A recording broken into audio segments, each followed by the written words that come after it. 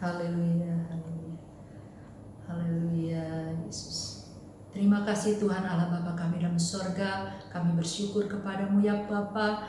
Kami mau datang ke hadirat-Mu ya Tuhan Yesus. Kami bangga memiliki Allah seperti-Mu ya Tuhan. Kami mau memuji Engkau, kami mau memuliakan nama-Mu ya Bapa. Kiranya Engkau mengurapi kami Tuhan Yesus, baik WL, pemain musik, bahkan hamba-Mu yang akan memberitakan firman-Mu Tuhan. Sembunyikanlah dia di belakang salib-Mu ya Bapa. Kau menolong setiap kami juga ya Bapa yang mendengarkan firman-Mu ya Tuhan, sehingga kami juga boleh dikuatkan ya Bapa. Kiranya Roh Kudus yang akan selalu ada dalam kehidupan kami, dan Roh Kudus yang mengawali ibadah kami dari pertama pertengahan sampai pada akhirnya. Hanya dalam nama-Mu kami berdoa dan mengucap syukur. Haleluya, amin. Puji Tuhan, kita mau memuji, memuliakan nama Tuhan. Kita mau masuk dalam gerbangnya Tuhan. Haleluya.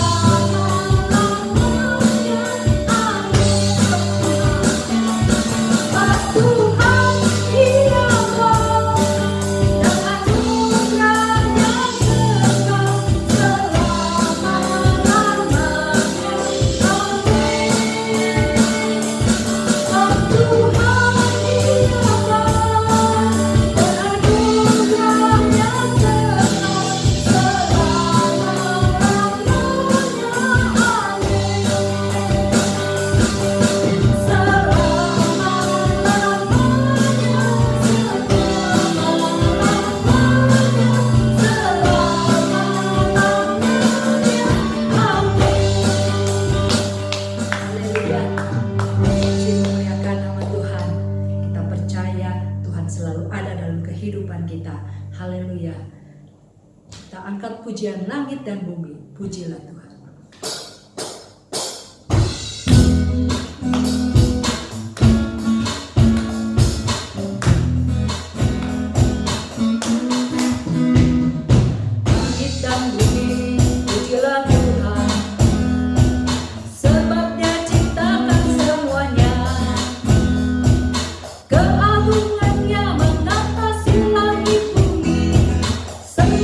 Sujud di hadapannya.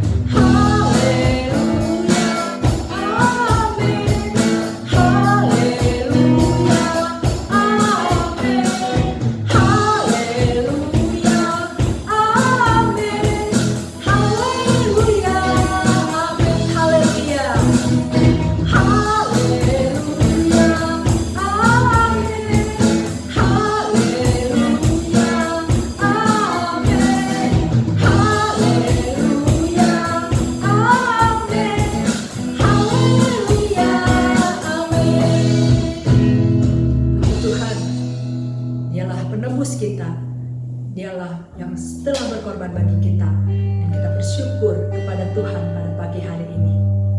Haleluya, puji Tuhan. Tiba saatnya kita akan mendengarkan firman Tuhan.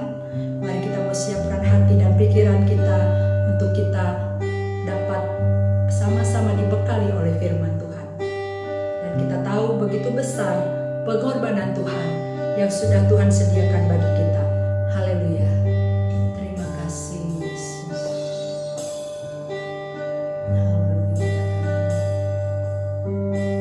Haleluya.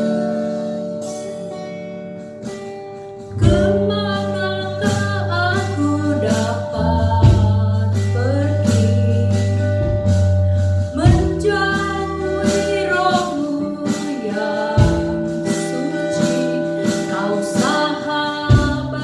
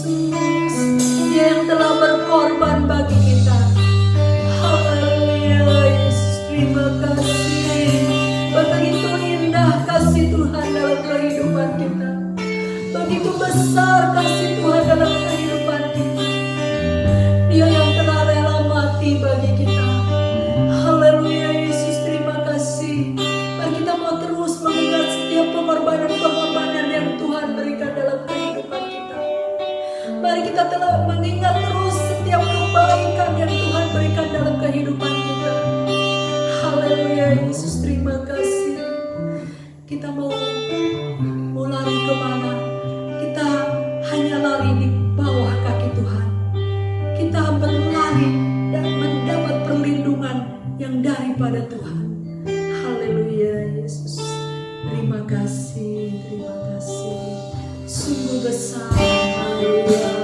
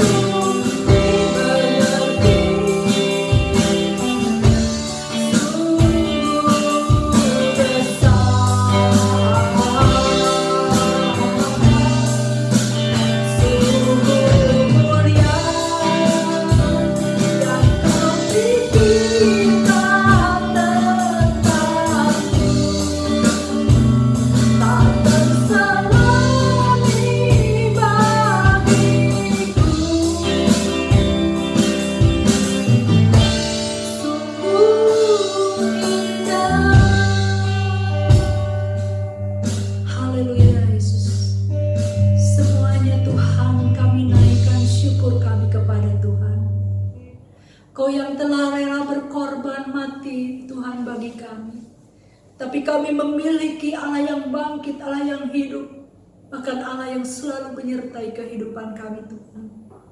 Terpujilah namamu Yesus, terpujilah nama Engkau. Kami telah menaikkan puji-pujian kami kepadamu Tuhan. Kiranya puji-pujian kami Tuhan menjadi dupa yang harum ya Bapa, dan Engkau melawat setiap kami. Walaupun kami di rumah kami masing-masing, tapi kami percaya Tuhan, Roh Kudus-Mu yang ada dalam kehidupan kami. Dan Engkau menyiapkan kami Tuhan untuk kami mendengarkan firman-Mu. Berbicaralah kepada kami Tuhan, sehingga kami semua boleh dikuatkan. Dari hari ke hari Tuhan, kami hanya perlu kekuatan yang daripada Tuhan. Biarlah kami juga terus berharap kepada Tuhan, yang setiap perbuatan Tuhan itu ajaib dalam kehidupan kami. Terima kasih Tuhan, mengurapi hamba-Mu yang akan memberitakan firman Tuhan, mengurapi juga kami semua ya Bapa, sehingga kami semua Tuhan boleh dikuatkan Tuhan. Kami boleh diisi dengan firman-Mu ya Bapa. Hanya dalam nama-Mu kami berdoa dan mengucap syukur. Haleluya. Amin.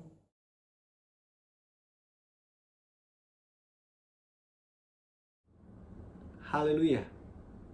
Puji Tuhan. Selamat pagi Bapak Ibu. Salam sejahtera dalam kasih Tuhan Yesus Kristus.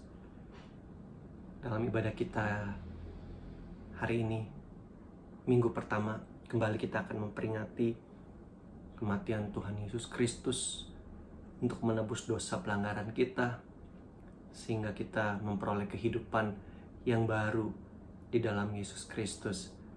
Pagi hari ini firman Tuhan dengan judul Anak-anak Allah yang mengasihi. Anak-anak Allah yang mengasihi. Kita akan belajar apa yang Yesus sudah perbuat untuk kita. Kita akan kembali diingatkan hal ini. Dan apa yang kemudian firman Tuhan ingin untuk kita lakukan sebagai orang-orang yang menerima dampak dari karya Yesus Kristus. Kita membuka dalam 1 Yohanes pasal 3. Surat 1 Yohanes pasal 3 ayat 14 sampai 18. 1 Yohanes 3 ayat 14 sampai 18. Demikian firman Tuhan. Kita tahu bahwa kita sudah berpindah dari dalam maut ke dalam hidup, yaitu karena kita mengasihi saudara kita. Barang siapa tidak mengasihi, ia tetap di dalam maut. Setiap orang yang membenci saudaranya adalah seorang pembunuh manusia. Dan kamu tahu bahwa tidak ada seorang pembunuh yang tetap memiliki hidup yang kekal di dalam dirinya. Demikianlah kita ketahui kasih Kristus, yaitu bahwa Ia telah menyerahkan nyawanya untuk kita. Jadi, kita pun wajib menyerahkan nyawa kita untuk saudara-saudara kita. Barang siapa mempunyai harta duniawi dan melihat saudaranya menderita kekurangan, tetapi menutup pintu hatinya terhadap saudaranya itu, bagaimanakah kasih Allah dapat tetap di dalam dirinya? Anak-anakku, marilah kita mengasihi bukan dengan perkataan atau dengan lidah, tetapi dengan perbuatan dan dalam kebenaran. Puji Tuhan, amin. Kita lihat ayat pertama tadi yang kita baca di ayat 14, bahwa kita sudah berpindah dari maut kepada hidup. Gimana caranya kita sampai bisa pindah? Lihat di ayat 14 itu, yaitu karena kita mengasihi saudara kita. Kita sudah berpindah dari alam maut kepada hidup. Dari dalam maut ke dalam hidup, yaitu karena kita mengasihi saudara kita. Pernyataan ini bukan berarti kita bebas dari cengkraman maut sebagaimana minggu lalu.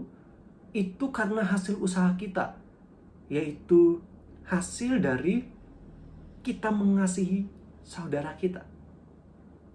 Sebab kalau kita baca ayat ini saja, itu yang bisa kita tarik kesimpulannya kan. Loh, ini berpindah dari dalam maut ke dalam hidup, yaitu karena mengasihi saudara kita. Tapi mari kita lihat, bukan karena perbuatan kita itu kita jadi berpindah atau kita jadi selamat. Karena di pasal ini Yohanes itu sedang berbicara kepada orang-orang percaya yang disebut sebagai anak-anak Allah.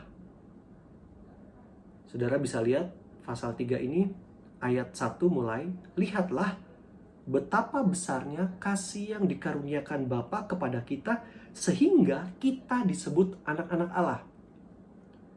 Dan memandang kita adalah anak-anak Allah. Karena itu dunia tidak mengenal kita, sebab dunia tidak mengenal Dia. Saudara-saudaraku yang kekasih, sekarang kita adalah anak-anak Allah. Tetapi belum nyata apa keadaan kita kelak. Akan tetapi kita tahu bahwa apabila Kristus menyatakan dirinya, kita akan menjadi sama seperti Dia. Sebab kita akan melihat Dia dalam keadaannya yang sebenarnya. Pada waktu itu, Yohanes sedang menyampaikan perihal ini kepada orang-orang yang sudah disebut sebagai anak-anak Allah. Kita adalah anak-anak Allah. Lagi pula dalam pasal 3 itu, ayat 5 diingatkan juga, dan kamu tahu bahwa Ia telah menyatakan dirinya supaya Ia menghapus segala dosa, dan di dalam Dia tidak ada dosa. Jadi diingatkan juga, kita anak-anak Allah, kita itu sudah dihapus dosa karena Ia, Yesus Kristus itu menyatakan dirinya. Puji Tuhan. Yang kalau kita lihat di Roma pasal 3:23, kita tahu upah dosa adalah maut. Tapi Ia yang menyatakan diri, Yesus Kristus itu telah menghapus segala dosa kita. Yang berarti upah kita bukan lagi maut tetapi hidup. Juga kalau kita lihat di pasal 2 ayat 12-nya, 2 ayat 12, aku menulis kepada kamu, hai anak-anak, sebab dosamu telah diampuni oleh karena namanya. Saudara lihat, kamu anak-anak Allah, dosa kamu sudah diampuni ketika Yesus Kristus menyatakan dirinya di waktu yang lalu.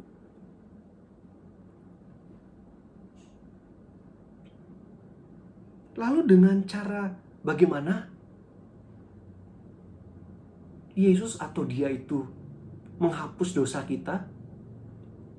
Tadi ayat yang kita sudah baca dalam 1 Yohanes 3 ayat 16. Demikianlah kita ketahui kasih Kristus, yaitu bahwa Ia telah menyerahkan nyawanya untuk kita.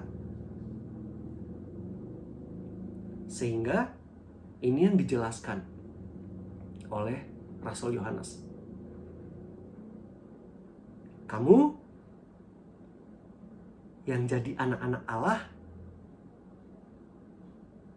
kamu itu sudah dihapus dari dosa-dosa pelanggaran kamu oleh karena Yesus Kristus menyatakan dirinya, lalu Ia menyerahkan nyawanya, sehingga dosa-dosa kita diampuni. Dosa yang harusnya berakibat maut, tapi sekarang kamu bukan lagi dalam maut, tetapi di dalam hidup. Dan kita lihat gimana kita menjadi anak-anak Allah. Kenapa sampai kemudian kita bisa disebut anak-anak Allah? Yohanes pasal 1. Injil Yohanes pasal 1. Ayat 9 sampai 15. Terang yang sesungguhnya yang menerangi setiap orang sedang datang ke dalam dunia. Ia telah ada di dalam dunia dan dunia dijadikan olehnya, tetapi dunia tidak mengenalnya. Ia datang kepada milik kepunyaannya, tetapi orang-orang kepunyaannya itu tidak menerimanya. Tetapi semua orang yang menerimanya diberinya kuasa supaya menjadi anak-anak Allah. Orang yang menerima siapa? Menerima apa? Menerima terang itu. Kita lihat ayat sebelumnya, dialah firman. Firman yang kemudian menjadi manusia. Semua orang yang menerimanya diberinya kuasa supaya menjadi anak-anak Allah, ditegaskan, yaitu mereka yang percaya dalam namanya. Dalam nama firman yang menjadi manusia itu. Dialah Yesus Kristus terus. Orang-orang yang diperanakan bukan dari darah atau dari daging, bukan pula secara jasmani oleh keinginan seorang laki-laki, melainkan dari Allah. Firman itu telah menjadi manusia dan diam di antara kita, dan kita telah melihat kemuliaannya, yaitu kemuliaan yang diberikan kepadanya sebagai anak tunggal Bapa, penuh kasih karunia dan kebenaran. Lalu ayat 15-nya, Yohanes memberi kesaksian tentang Dia ini, dan berseru katanya, inilah Dia yang kumaksudkan ketika aku berkata, kemudian daripadaku akan datang Dia yang telah mendahului aku, sebab Dia telah ada sebelum aku. Itu yang dijelaskan oleh Yohanes Pembaptis tentang Yesus. Di ayat 12, kita jadi anak-anak Allah karena percaya dalam namanya. Nama pribadi yang Yohanes Pembaptis temukan pada saat ia datang untuk dibaptis oleh Yohanes Pembaptis, yaitu Yesus. Itulah yang membuat seseorang menjadi anak-anak Allah ketika ia percaya kepada Yesus Kristus. Atau dalam King James Version, believe on His name. Percaya pada namanya.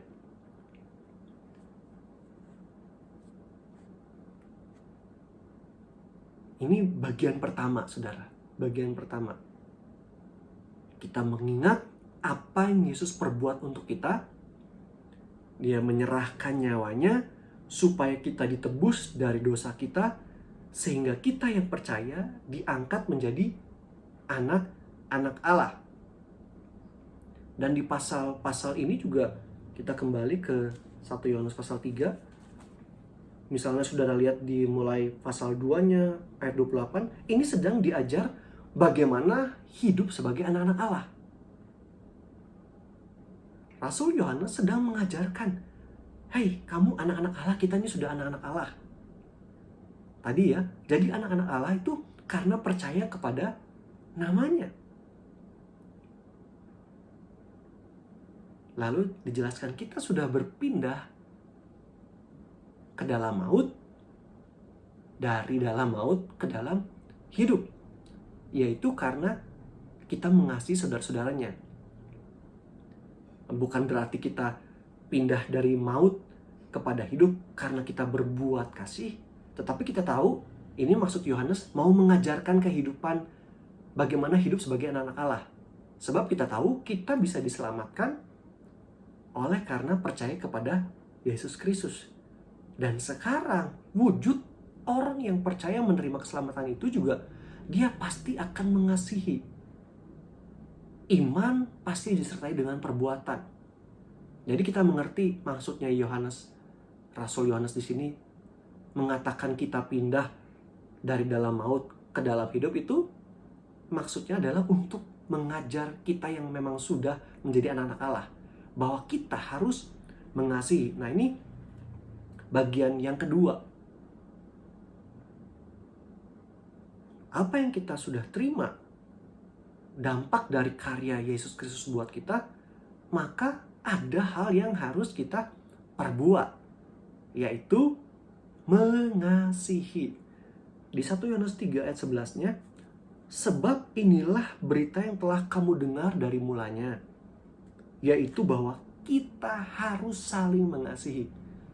Dan ini berita yang mereka dengar dari mulanya itu merujuk ke Yohanes 13. Waktu Yudas sudah meninggalkan Yesus, Yesus berkata, sudah tiba saatnya aku dimuliakan. Jadi memang menjelang kematian Yesus. Lalu Yesus memberikan perintah yang baru, kamu harus mengasihi. Ini perintah itu. Dan dalam melakukan apa yang Yesus perintahkan soal mengasihi, karena kita tuh sudah berpindah dari maut ke dalam hidup, karena Yesus, karena kita percaya kepada Yesus, dan kita harus buktikan sebagai orang yang percaya kepada Yesus, kita juga harus mengasihi. Sebagai wujud bahwa memang kita sudah berpindah dari maut menuju kepada hidup. Kita harus mengasihi.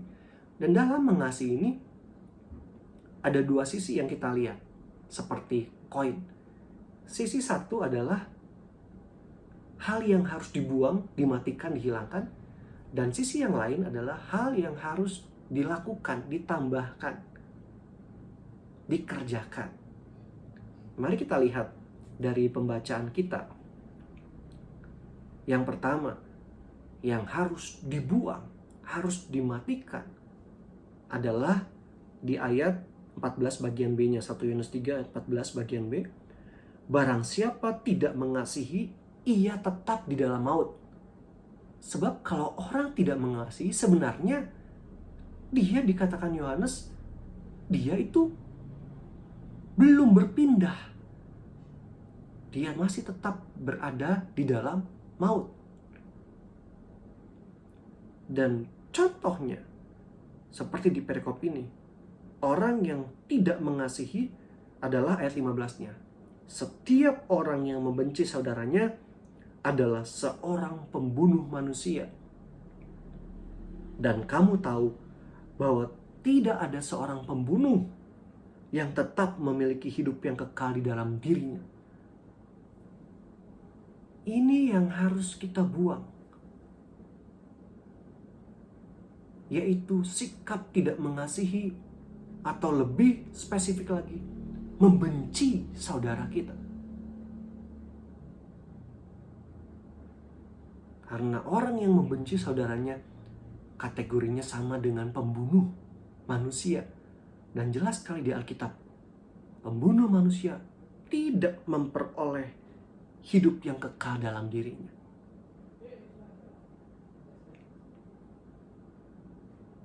Membenci saudaranya tidak akan memiliki hidup yang kekal. Hati-hati jemaat Tuhan. Diberi contoh di ayat 12-nya. soal Kain. Kain di situ dikatakan dia membunuh. Dia berasal dari si jahat, membunuh adiknya. Dan apakah sebabnya ia membunuhnya? Sebab segala perbuatannya jahat dan perbuatan adiknya benar.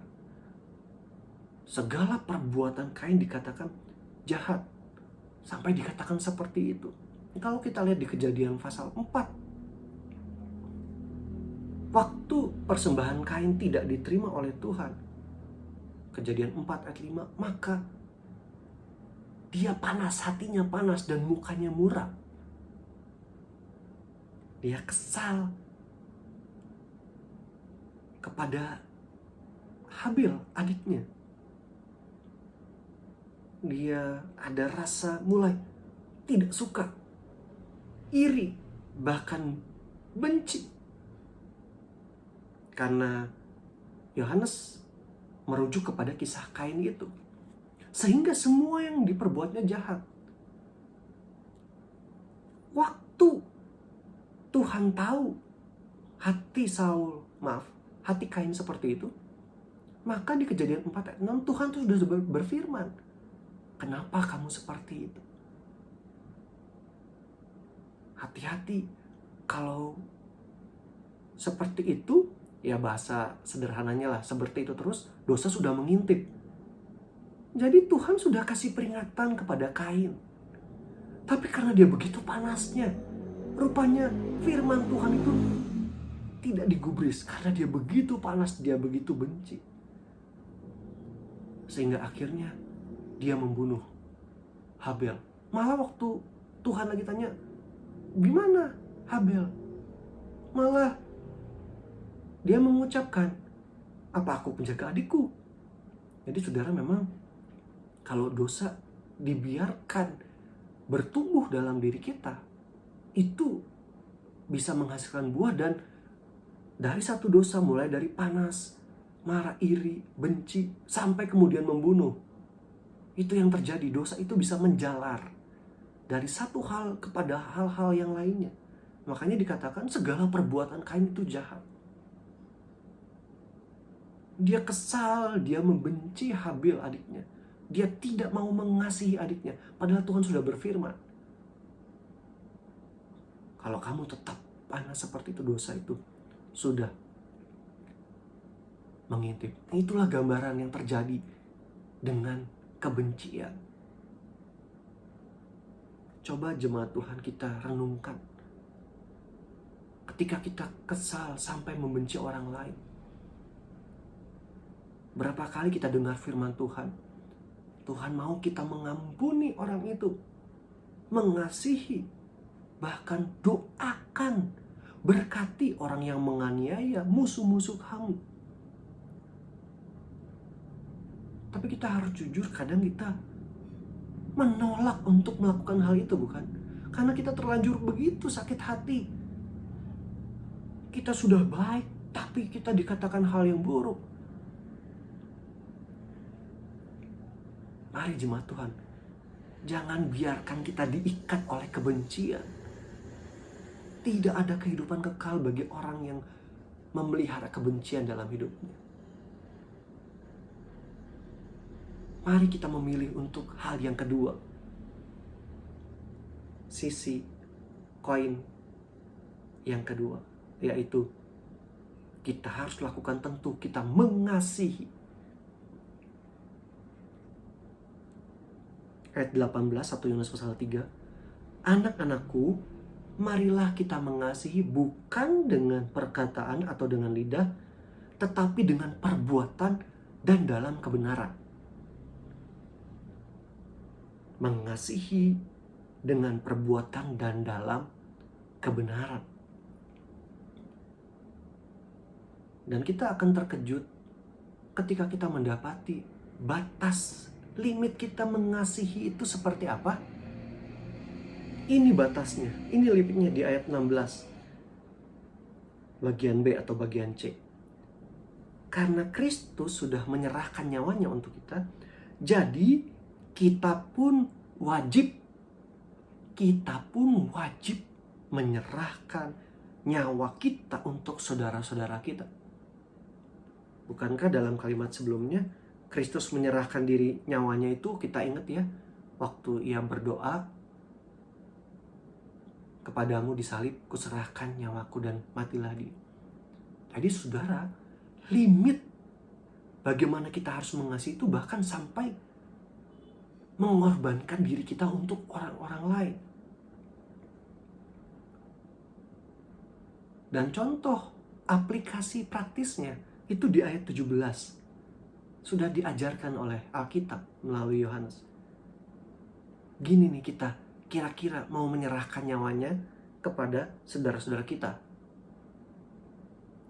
Barang siapa mempunyai harta duniawi dan melihat saudaranya menderita kekurangan, tetapi menutup pintu hatinya terhadap saudaranya itu, bagaimanakah kasih Allah tetap di dalam dirinya?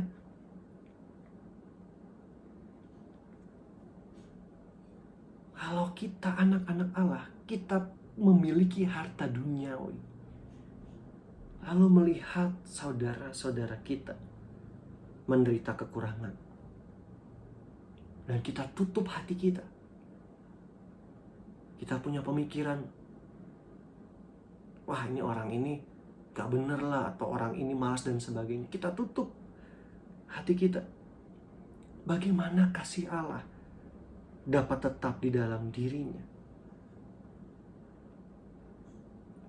Ya jemaat Tuhan, seringkali dosa kita juga bukan apa yang kita perbuat, kejahatan yang kita perbuat, tetapi kadang-kala juga apa yang tidak kita berbuat. Ini Alkitab memberi contoh soal harta dunia yang kita miliki. Waktu kita lihat saudara kita kekurangan, apakah kita menutup pintu hati kita? Nah kalau kayak gitu, apakah itu mengasihi? Mari mengasihi bukan sekedar percakapan kita, khotbah-khotbah kita, ajaran kita, tetapi dengan perbuatan dan dalam kebenaran. Contohnya dalam kebenaran, bagaimana kita memberikan dengan hati yang tulus. Malah kan kita diajarkan, bahkan kita memberi ke orang-orang yang tidak bisa membalas kepada kita.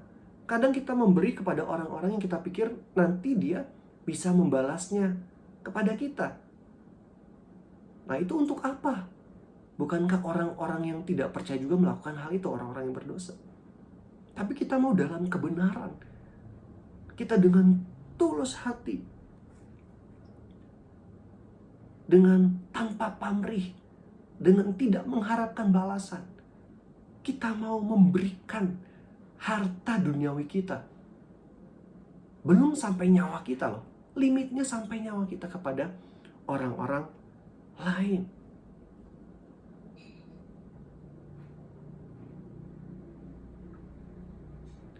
Jemaat Tuhan, saat-saat ini kesempatan bagi kita untuk kembali kepada firman Tuhan dalam Alkitab. Saya ingat dalam khotbah teman saya, ya hamba Tuhan yang pernah melayani juga dalam jemaat kita. Dia katakan justru di pandemik ini dia boleh kembali hidup sesuai dengan firman. Yang dimaksud dia boleh beriman, bergantung sepenuhnya kepada Tuhan. Kalau tadinya sebelum pandemi dia sudah mulai memikirkan, bahkan dengan pengetahuannya, dengan keahliannya, dia sudah berpikir bagaimana kehidupan kemudian di masa depan. Tapi di pandemik ini semua itu terbongkar. Karena tidak bisa untuk menetapkan lagi 1 tahun ke depan, 2 tahun ke depan. Bahkan para pakar pun dalam situasi pandemik ini tidak bisa memutuskan keputusan yang bisa menjamin kehidupan manusia jangka panjang. Tidak ada kejelasan. Tapi justru dengan hal itu, hamba Tuhan ini katakan dia kembali kepada firman Tuhan. Seperti Abraham yang pokoknya ikuti saja firman Tuhan.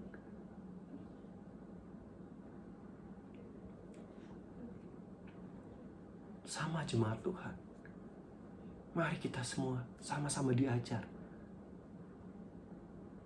Dalam hal ini, kita yang sudah ditebus oleh Kristus, kita sudah berpindah dari dalam maut ke dalam hidup. Mari lepaskan kebencian terhadap orang lain. Tanggalkan itu. Jangan mau dibelenggu oleh kebencian itu. Itu bukan tipenya kita, orang yang sudah memperoleh kehidupan. Kalau kita masih memendam kebencian, itu artinya kita belum berhak menerima kehidupan kekal. Masih dipertanyakan apakah kita benar-benar anak-anak Allah. Sebab di pasal ini saudara bisa lihat anak-anak Allah itu tidak mau hidup lagi terus tinggal dalam dosa. Mari lepaskan. Hancurkan kebencian dalam hidup kita. Dan kita mengasihi. Kali ini mengasihi juga bukan sekedar kita diingatkan terus berkata-kata, tapi benar-benar apa yang kita miliki kita bagikan kepada sesama kita. Dan itu yang benar-benar terngiang terus dalam kehidupan kami, suami istri. Saya juga bicara dengan istri. Ada banyak hal. Ini bukan bermaksud menceritakan sesuatu ya, kelebihan dari saudara, enggak. Tapi kita sama-sama belajar. Ini yang menjadi pergumulan kami. Bagaimana kerinduan untuk membantu orang-orang lain. Puji Tuhan kalau kita bisa membantu saudara-saudara. Saudara kandungkah? Jemaat Tuhan, orang-orang yang kesusahan. Dan itu yang menjadi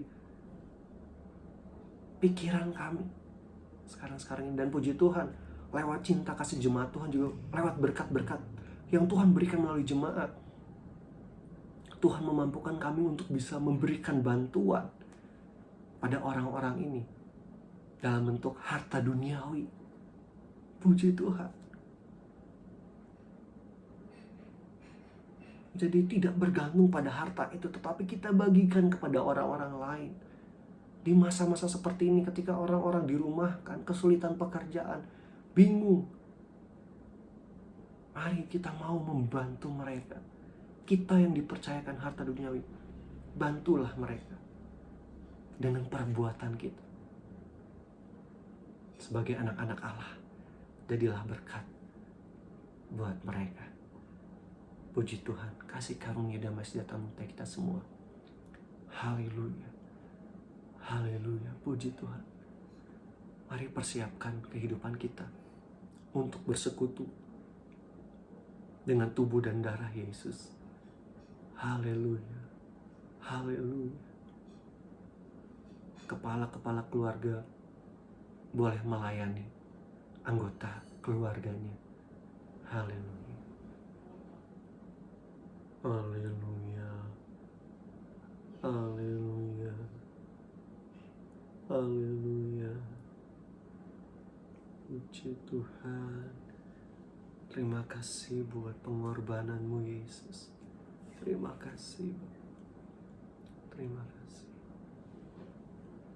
Mari jemaat Tuhan, kita pegang roti yang adalah gambar dari tubuh Yesus yang terpecah-pecahkan bagi kita.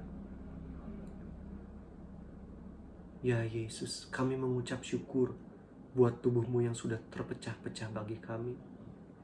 Layakan kami untuk menikmatinya.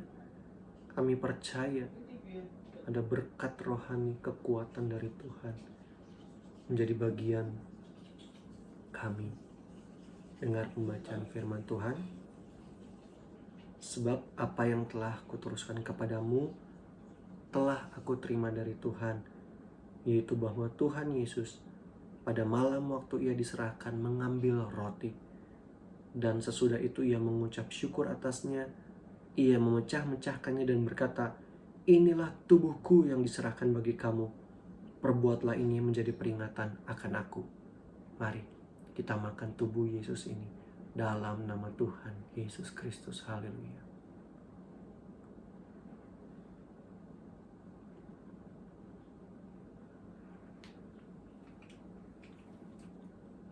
Haleluya Yesus. Haleluya. Haleluya. Haleluya. Mari kita angkat cawan yang berisi air anggur, yang adalah gambar dari darah Yesus yang sudah tercurah bagi kita. Haleluya, puji Tuhan. Terima kasih Bapa. Terima kasih Yesus, kami mengucap syukur buat darah-Mu yang sudah tercurah bagi kami. Darah perjanjian baru yang termeterai bagi kami. Kami percaya oleh bilur-bilur-Mu kami telah sembuh. Layakkan kami untuk minum darah-Mu. Kehidupan kekal bagi kami yang bersekutu dengan tubuh dan darah-Mu, Yesus. Dengar pembacaan firman Tuhan. Demikian juga ia mengambil cawan sesudah makan, lalu berkata, "Cawan ini adalah perjanjian baru yang dimeteraikan oleh darahku. Perbuatlah ini setiap kali kamu meminumnya, menjadi peringatan akan aku. Sebab setiap kali kamu makan roti ini dan minum cawan ini, kamu memberitakan kematian Tuhan sampai ia datang. Mari kita minum darah Yesus ini dalam nama Tuhan Yesus Kristus." Haleluya.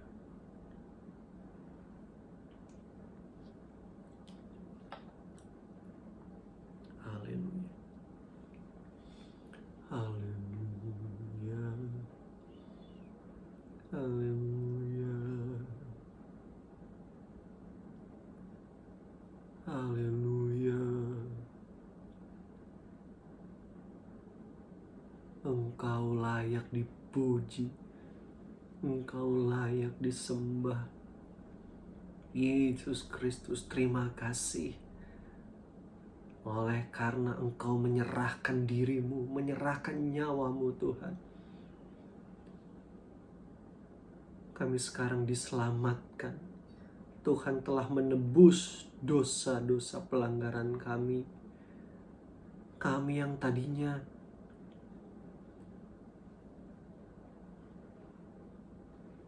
terjerat oleh maut, sekarang kami berada dalam kehidupan. Kami berpindah dari maut ke dalam hidup. Hidup kekal kami akan nikmati. Bahkan saat ini pun kami boleh nikmati hidup dalam Engkau yang memberikan kami damai, sejahtera, sukacita dalam segala persoalan. Haleluya. Dalam setiap hidup yang kami lalui, Engkau selalu menyertai kami. Terima kasih, kami menghormati Engkau. Kami menghormati Engkau, Yesus Kristus. Haleluya. Haleluya. Ya Bapa, sebagai bentuk penghormatan kami karena Engkau sudah mengutus Yesus Kristus, Putra-Mu yang tunggal, untuk mati bagi kami. Engkau sudah mengasihi kami, maka Engkau pun ingin kami mengasihi Engkau. Engkau ingin dari firman Allah supaya tidak ada kebencian dari dalam kehidupan kami. Engkau mau kami saling mengasihi satu dengan yang lainnya. Bahkan kami boleh memberi, membantu orang-orang di sekeliling kami dengan harta duniawi yang Tuhan percayakan kepada kami. Iya Bapa, kiranya Roh Kudus menolong kami untuk melakukan kehendak Tuhan dari firman-Mu. Terima kasih. Kami tetap berdoa buat bangsa negara kami. Pulihkanlah Tuhan, khususnya masa pandemi ini. Kami tahu dari data itu masih terus meningkat. Kami mohon Tuhan, Kau Allah yang menurunkan rahmat-Nya kepada semua orang.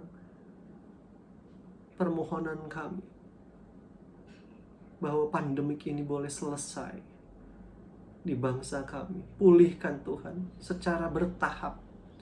Kemurahan-Mu nyata. Berikan hikmat terus Presiden, Wakil Presiden, para menteri, aparat-aparat negara, TNI dan Polri, untuk mereka memiliki kebijakan-kebijakan, keputusan-keputusan yang akan mensejahterakan rakyat Indonesia. Puji Tuhan. Juga garda terdepan kami, para dokter, suster, perawat, para relawan yang berjuang bagi pasien-pasien. Tuhan, beri mereka daya tahan tubuh yang baik, beri mereka kesehatan, kekuatan untuk bekerja, bertanggung jawab, dengan penuh kasih melayani pasien-pasien. Tuhan, selamatkanlah mereka. Banyak di antara mereka yang gugur. Kami mohon Tuhan, utus kami, orang-orang percaya, kami hamba-hamba-Mu. Bahkan melalui media sosial, mereka boleh membaca firman Allah, bahkan Engkau menyatakan diri, Yesus, sehingga mereka pun bertobat. Mereka boleh memperoleh keselamatan dan keluarga mereka juga. Inilah permohonan kami, Tuhan. Juga jemaat Tuhan yang masih dalam kesakitan, penderitaan, jamahan Tuhan, dalam nama Tuhan Yesus Kristus, menyembuhkan dari segala penyakit. Cukupkanlah segala kebutuhan hidup kami, Tuhan. Sepanjang minggu dalam segala aktivitas kami, dalam pekerjaan, tugas-tugas kami, pendidikan kami mau lakukan segala sesuatu seperti untuk Tuhan. Dengan jujur, takut akan Tuhan, kami belajar, kami bekerja. Karena kami tahu Tuhan sudah mempersiapkan upah untuk kami. Juga dalam pelayanan, doa-doa dalam Zoom meeting kami juga berkaryalah Roh Kudus. Dalam setiap rumah tangga, anak-anak-Mu yang bersama-sama berdoa, baik orang dewasa, pemuda, remaja, kami boleh menikmati hadirat Tuhan di tempat kami masing-masing. Terima kasih Bapa. Inilah kami menyerahkan seluruh kehidupan kami Tuhan, pribadi kami dan rumah tangga jemaat Tuhan. Kami berserah agar karya Tuhan yang sempurna, yang nyata, menyempurnakan kehidupan kami hari demi hari. Terima kasih Tuhan. Inilah doa permohonan kami, ucapan syukur kami. Dan sekarang jemaat Tuhan, terimalah berkat anugerah dari Allah Bapa, cinta, kasih sayang, damai sejahtera dari Tuhan Yesus, pimpinan, persekutuan, kekuatan, penghiburan Roh Kudus akan menyertai dan memberkati kita semua, baik dengan berkat jasmani maupun rohani, untuk setiap pribadi, rumah tangga kita masing-masing, dan keluarga besar jemaat Tuhan, mulai saat ini, esok, hari-hari selanjutnya, sampai Tuhan Yesus datang kembali menjemput kita semua. Kami sudah berdoa mengucap syukur telah terima berkat Tuhan, dalam nama Tuhan Yesus Kristus. Haleluya. Semua yang percaya berkata, amin. Selamat pagi, Tuhan memberkati kita semua.